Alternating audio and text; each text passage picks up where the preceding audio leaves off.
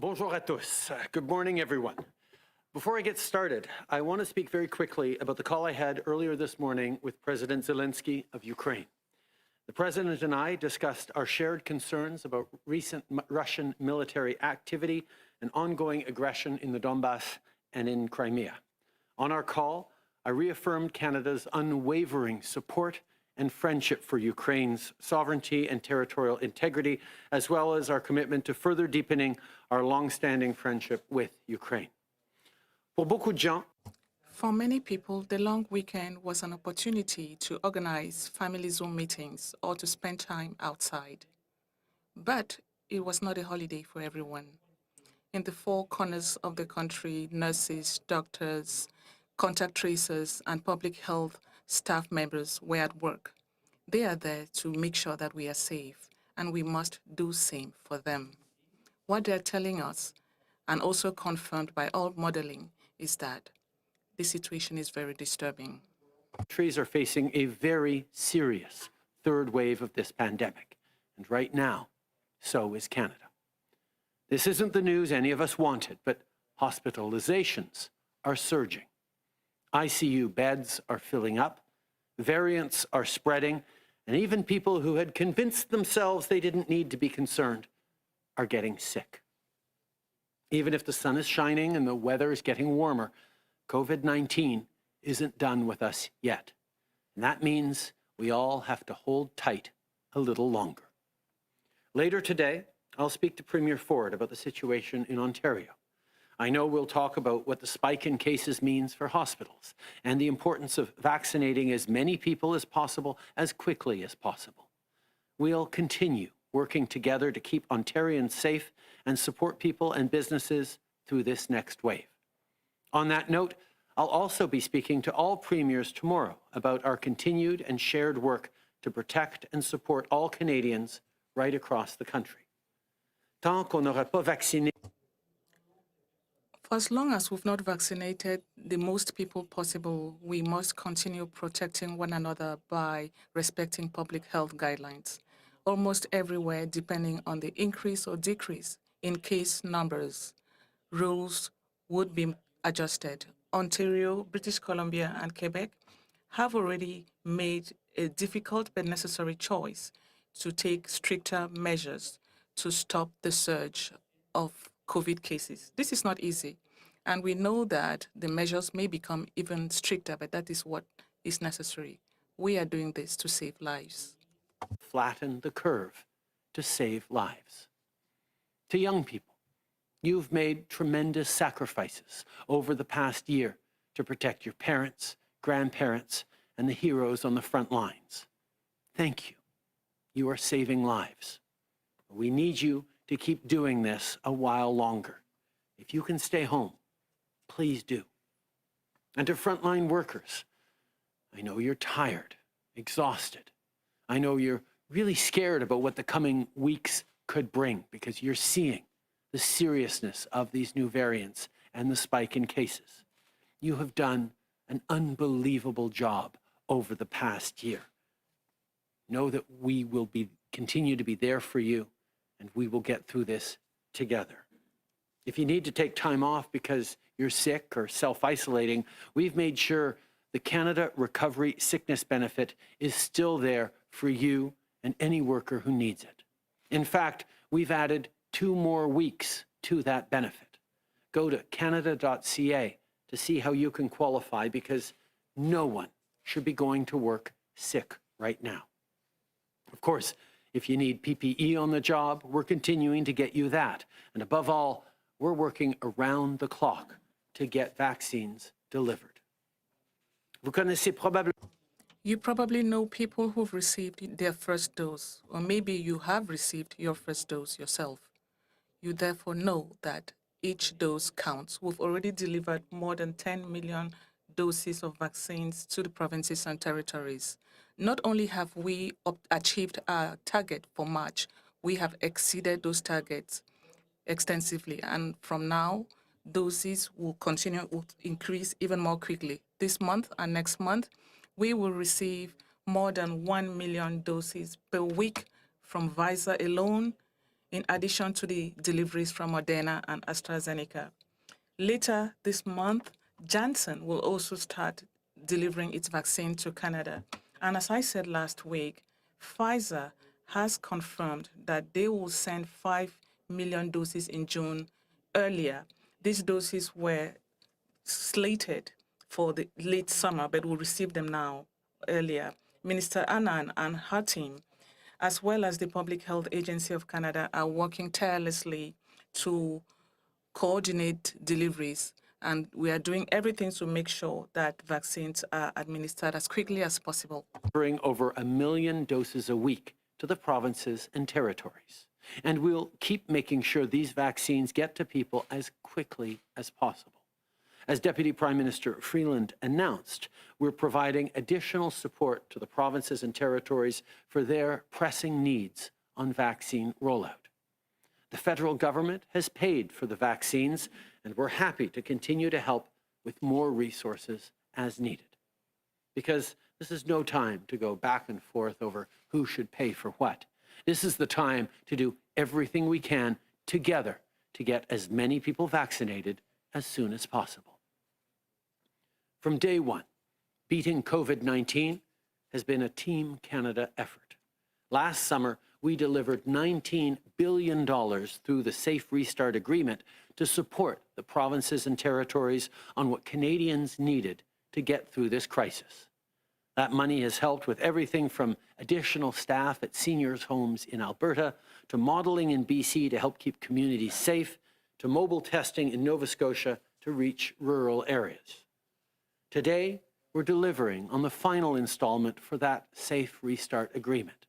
Our priority is for funding to go where it's needed most, whether it's for patients in hospitals, PPE for essential workers, or COVID-19 testing and screening for people on the front lines. Tout comme le premier versement. Just like the first investment, the $700 million investment announced today under the Safe Restart Agreement will help ensure the safety of people and help families and small businesses overcome this pandemic.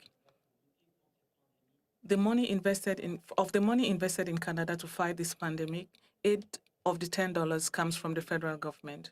We want to help people overcome the crisis and make sure that our country is well positioned to build back better.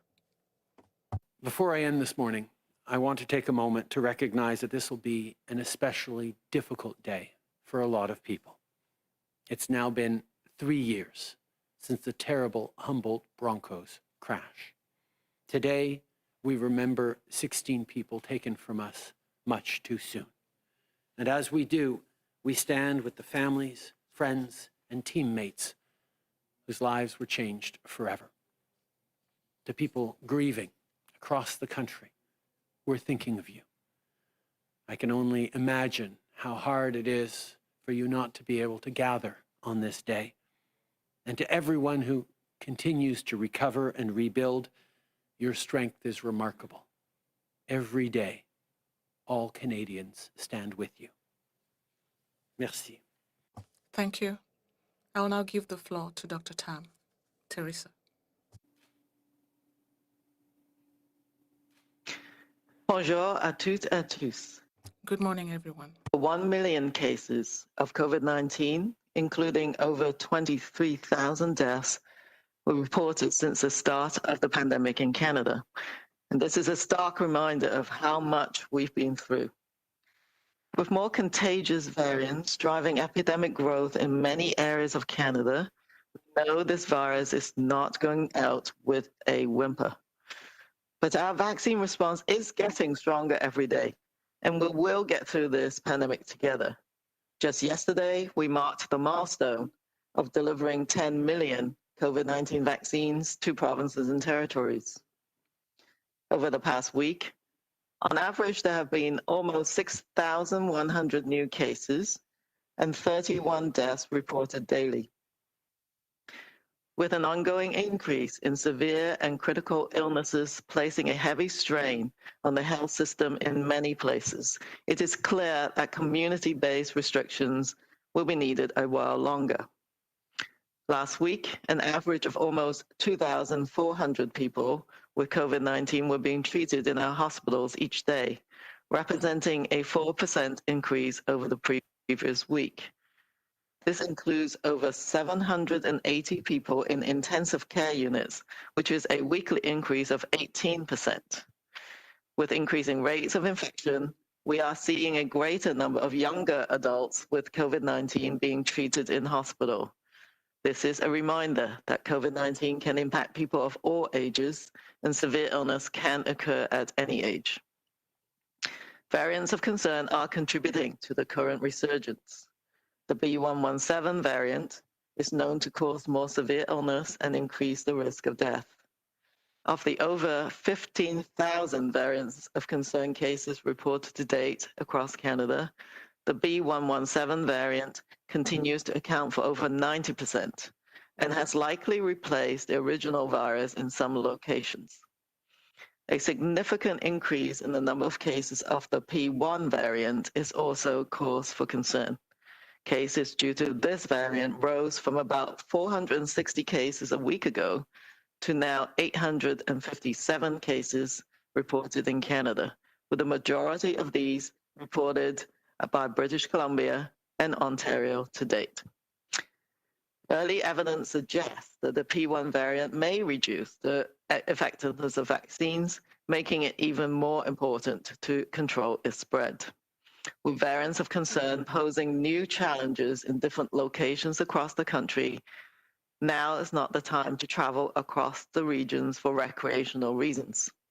Limit your travel to essential trips only to do your part to stop spread. Tomorrow marks World Health Day, bringing attention to a specific health concern common to many people around the world. This year's theme, Building a Fairer, Healthier World, serves to remind us of the inequitable impact that COVID-19 has had for many people in Canada and around the world. It also challenges us to ensure that our pandemic response prioritizes interventions that will support good health and safe recovery. Building in actions to address inequities in our response makes us stronger and more united. I know that we're all tired and looking forward for a break, but now is not the time to let down our guard or travel for recreational purposes. Please continue to follow local public health recommendations, stick to the safer habits we've learned, and get a vaccine when it's your turn. The bottom line is no one is protected until everyone is protected. Thank you. Bonjour à toutes et à tous. Good morning, everyone. Over 1 million cases of COVID-19, including over 23,000 deaths reported since the start of the pandemic in Canada, is a stark reminder of how much we've been through. With more contagious variants driving epidemic growth in many areas of Canada, we know this virus is not going out with a whimper. But our vaccine response is getting stronger every day, and we will get through this pandemic together. Just yesterday, we marked the milestone of delivering 10 million COVID-19 vaccines to provinces and territories. Over the past week, on average, there have been almost 6,100 new cases and 31 deaths reported daily. With an ongoing increase in severe and critical illnesses, placing a heavy strain on the health system in many places, it is clear community-based restrictions will be needed a while longer. Last week, an average of almost... There is an internet problem with Dr. Njoo. Interpretation will resume when the sound resumes.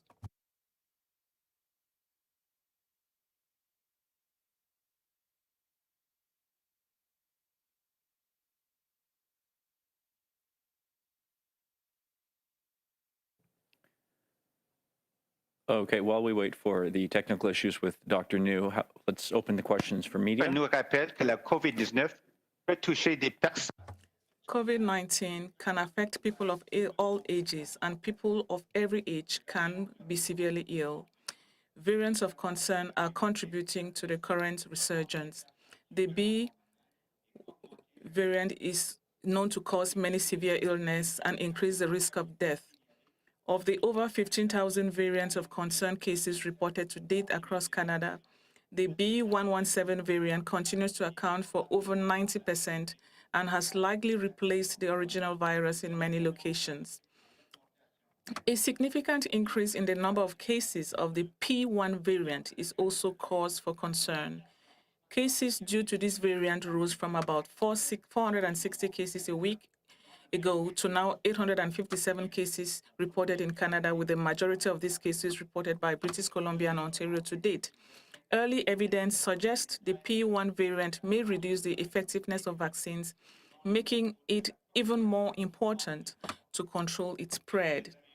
With variants of concern posing new challenges in different locations across the country, now is not the time to travel across regions for recreational reasons. Limit your travel to essential trips only to do your part to stop spread. Tomorrow marks World Health Day, bringing attention to a specific health concern common to many people around the world.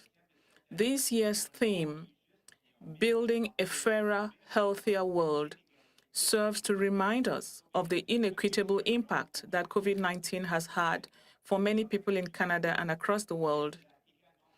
It also challenges us to ensure that our pandemic response prioritizes interventions that will support good health and safe recovery. Building in actions to address inequities in our response makes us stronger and more united.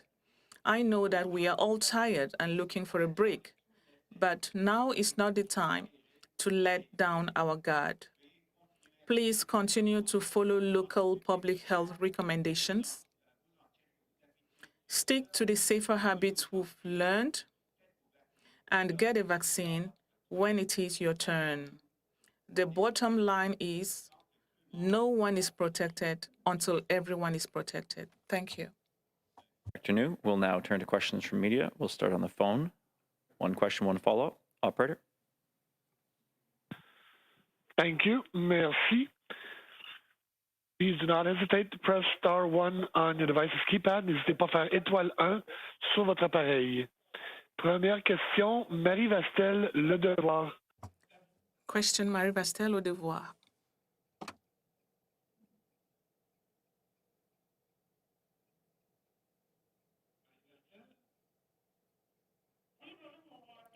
Good morning. Can you hear me? I am getting an echo. My question is for you, Mr. Trudeau. Maybe Minister Hajdu may want to add.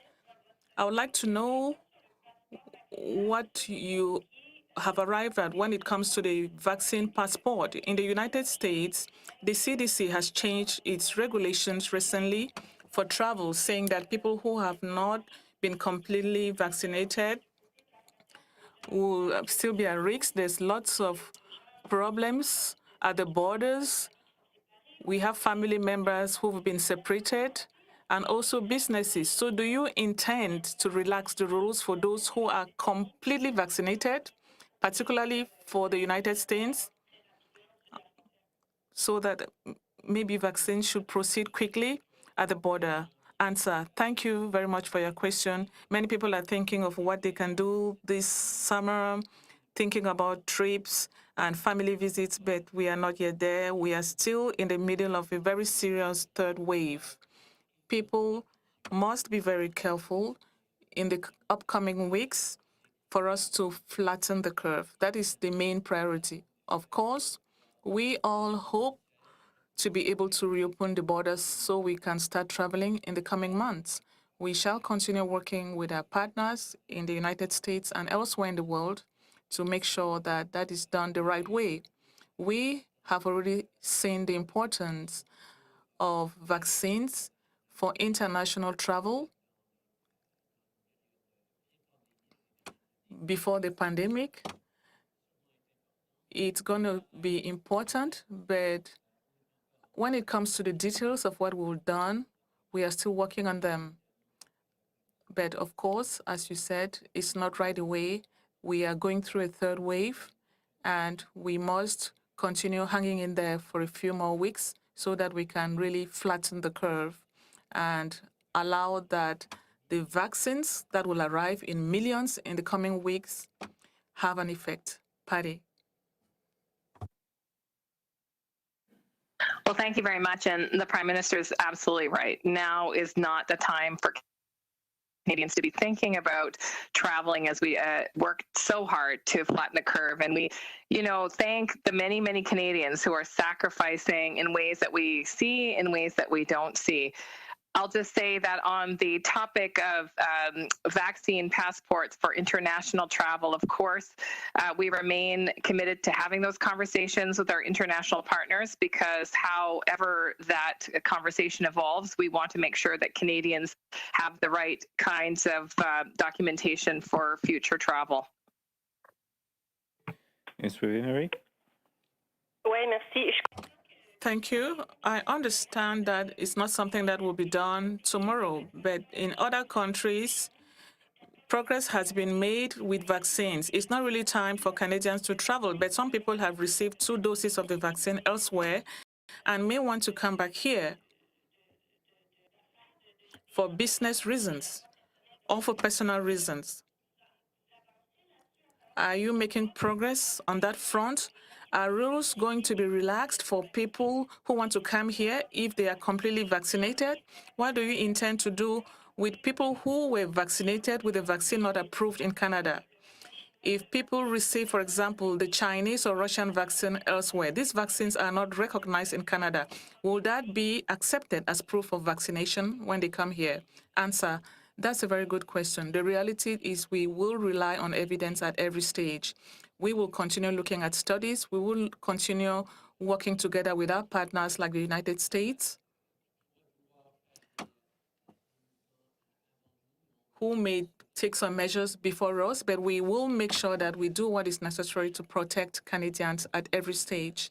We continue monitoring evidence, and we continue listening to public health experts to find out what measures are appropriate for people who are vaccinated and those who may have been vaccinated by vaccines that are not approved. So we'll continue relying on them. Thank you. Merci. Next question, Kate Bolingaro, Bloomberg. Line open. Hi, Prime Minister. My question is for you. I am wondering, what does Janet Yellen's push for a harmonized corporate tax rate mean for Canada? Well, I think we're all looking forward to conversations at the G7, at the G20 in the coming months with the international financial institutions about how we're going to not just get through this crisis and come back stronger everywhere, but how we can ensure that our international financial systems and institutions are the right ones for the coming decades. I think there's a lot of lessons that we've learned from this pandemic that we're going to be able to talk about all together, and we'll be open to hearing various proposals on how to make sure that growth is inclusive, that opportunities are there for everyone around the world. Canada will always look to ensure that we are competitive with other countries around the world in terms of taxes. No follow-up, Kate? And President Biden is urging the U.S. to open the vaccines for all citizens on April 19th. And what is your comparable date for Canadians? As I've said, we intend to have every Canadian fully vaccinated who wants one by the end of the summer. We have passed our milestone that we'd promised for the end of March of having 6 million vaccines. As you've just heard, we're actually over 10 million vaccines delivered. So we're doing well, but there's a lot more to go. The tentative numbers we have out is we're optimistic about having more than 44 million doses of vaccines arrived in Canada by the end of June. Various provinces will do the math differently, will sequence different populations, as is right, with different postures in this disease across the country. Our job as a federal government is to work every single day to get more doses to this country as quickly as possible. This past week was a record week, but we're looking forward to getting even more in the coming weeks. That's what Minister Anand and her entire team are working on every single day. We know getting as many vaccines as possible, as quickly as possible, is the way we get through this as rapidly as we can. Thank you. And we'll take one more question on the phone. Operator. Thank you. Merci. Prochaine question, Philippe Vincent Foisy, Radio-Canada.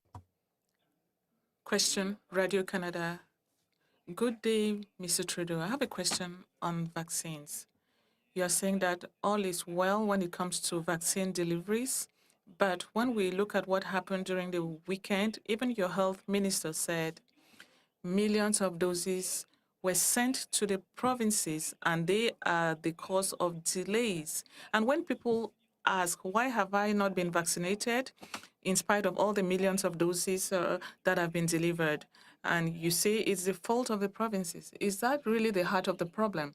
Answer, people have seen that we have delivered a significant number of vaccine doses over the past weeks, and we shall continue to do so. That is the responsibility of the federal government.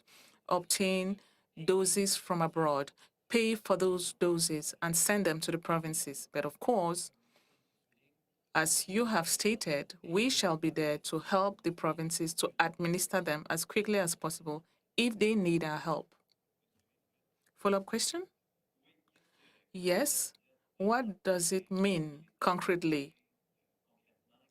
When you talk about help them administer the vaccines, what does that statement mean? People are hearing you talk of millions of doses, but they are not vaccinated.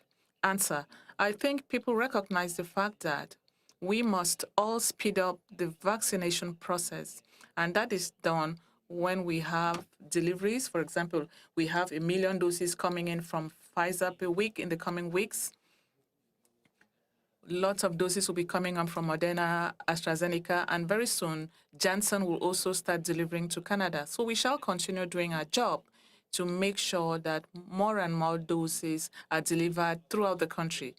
But if the provinces need additional resources, additional assistance, we shall be there with those resources to make sure that those vaccines are administered as quickly as possible. Oliver with CTV National News.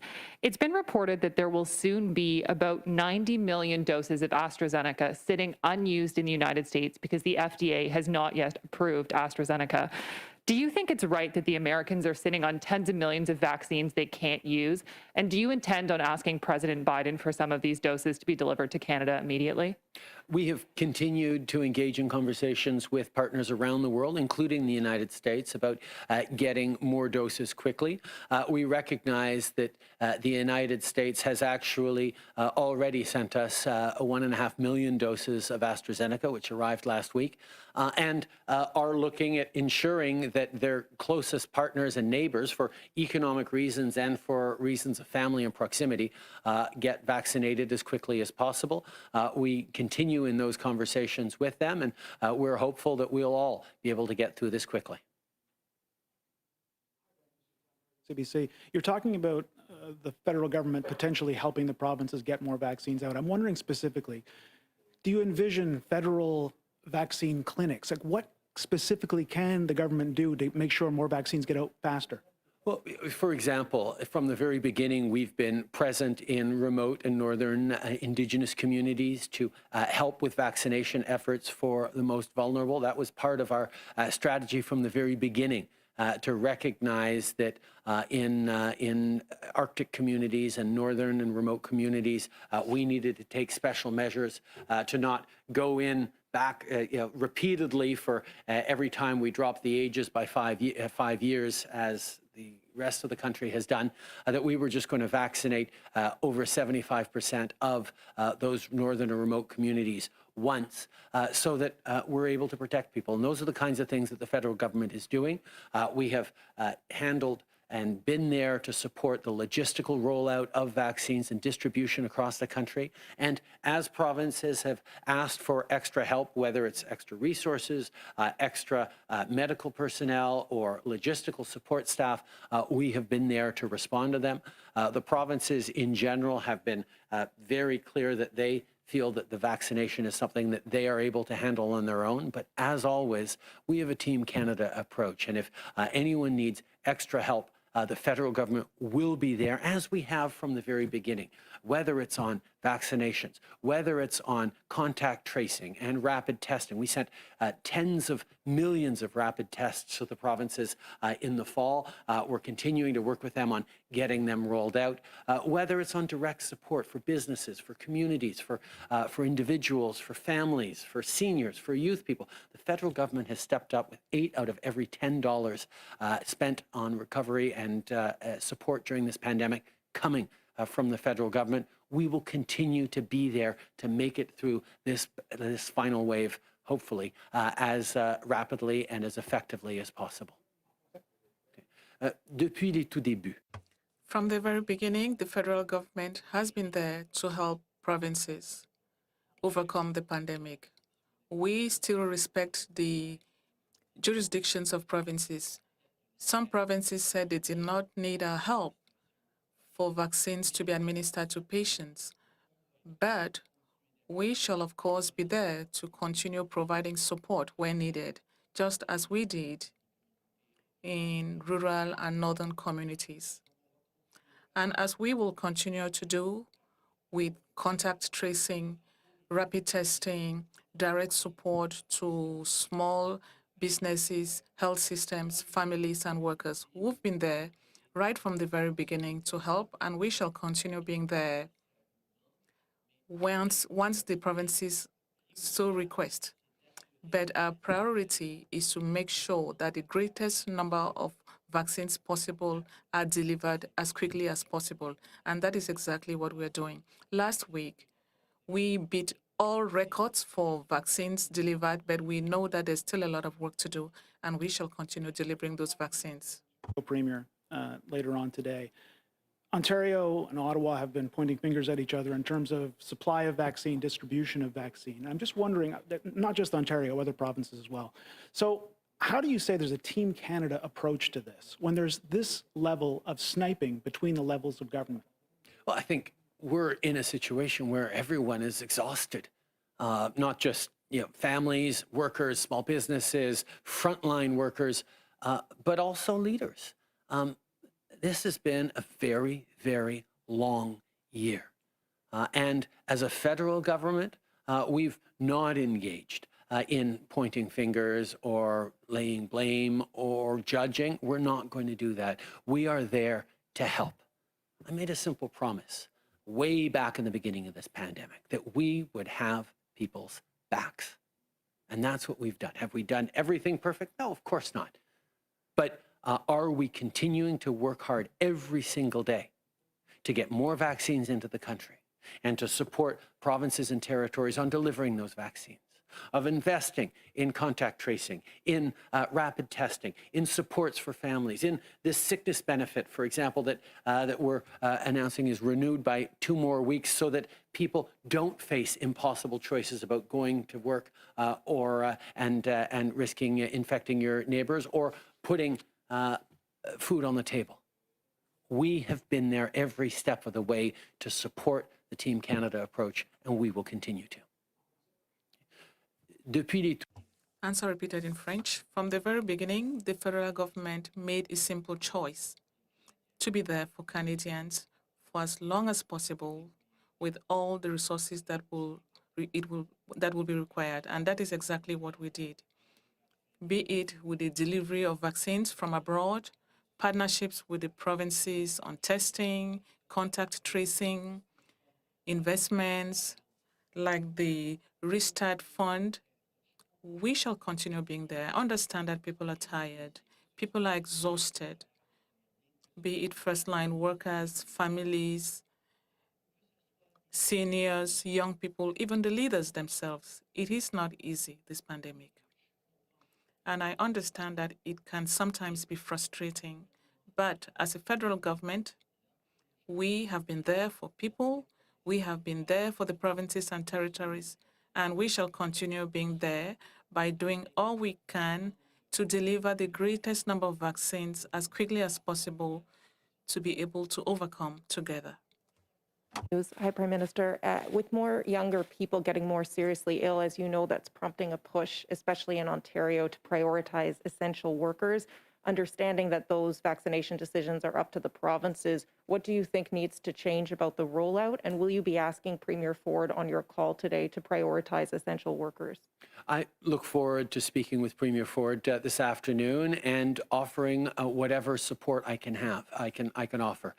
We know that the situation is serious, not just in Ontario, but right across the country, and different jurisdictions are making the decisions that they feel are appropriate for them to keep people safe, to get through this as quickly as possible. And I'm going to check in with him to see what we can offer as a federal government to help get Ontarians and indeed all Canadians through this as quickly as possible.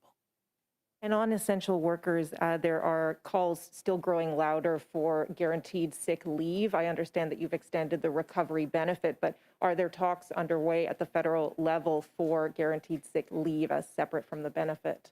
We brought in a 2-week sick benefit, recovery benefit to ensure that anyone who comes down with a sniffle or symptoms or has to self-isolate is able to stay home and not worry about being able to pay the rent or put food on the table. That was an initiative that the federal government went forward with, and given this third wave, we've extended it by another 2 weeks, so that's available for people. And if you want to find out how to apply for it, just go online to canada.ca. And you'll be able to canada.gc.ca, and you'll be able to figure out how you can apply for it, because we want people to understand that even during this third wave, the federal government will continue to be there to support them. Now, a number of provinces have moved forward as well with complementary measures, and I encourage people to look into the supports that they can get as well. We need to hold on. We need to hang in there to get through this third wave by holding tight and looking out for each other and flattening this curve. And everything we can do as a federal government, everything we can help the provinces do is going to help us get through this with one last push. Good afternoon, Mr. Trudeau. Mana Hamidi with the Canadian Press. What's your reaction to the charges in Iran on the tragic airliner shoot-down? Do you trust the justice system in Iran to deliver justice to the families of the victims? We are tremendously concerned about the lack of accountability that Iran continues to have on this issue. The lack of transparency, the lack of a full and total investigation means that Canada, along with our fellow countries in the International Contact Group, will continue to put pressure on Iran to deliver true accountability and justice, compensation for the families. I spoke this morning with President Zelensky about the ongoing criminal trial and got an update on that. We will continue to work with the international community, work to reform international aviation standards, and mostly work to make sure that the families that I had the opportunity to meet with and sit down with, who continue to be heartbroken and will for the rest of their lives on the losses of these loved ones, get closure, get compensation, and mostly get justice from Iran. Thank you. That concludes the time the Prime Minister has. The doctors and ministers will still be around for questions in just a moment.